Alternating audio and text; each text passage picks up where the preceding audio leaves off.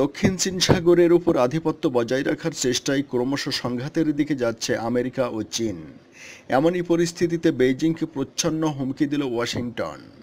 গত সোমবার এক বিবৃতিতে হোয়াইট হাউস জানায় যে আমেরিকা দক্ষিণ চীন সাগরে নিজের ও আন্তর্জাতিক অধিকার ও স্বার্থ রক্ষা করতে বদ্ধপরিকর।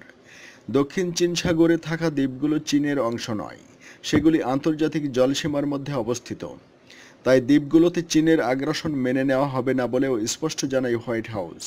বিতর্কিত দক্ষিণ চীন সাগরের দ্বীপগুলিতে পরিকাঠামো নির্মাণে বেইজিংকে বাধা দিতে আমেরিকাকে যুদ্ধ ঘোষণা করতে হবে, এই বলে কয়েকদিন আগে আমেরিকাকে হুমকি দিয়েছিল চীন।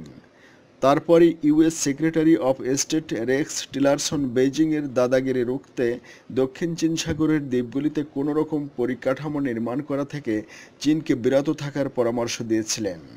এদিকে বিতর্কিত দক্ষিণ চীন সাগরে অস্ত্র মোতায়েন করছে বেইজিং। দৈত্য আকৃতির অ্যান্টি এয়ারক্রাফট গান ক্লোজিং উইপন সিস্টেম বসছে কৃত্রিম দ্বীপে।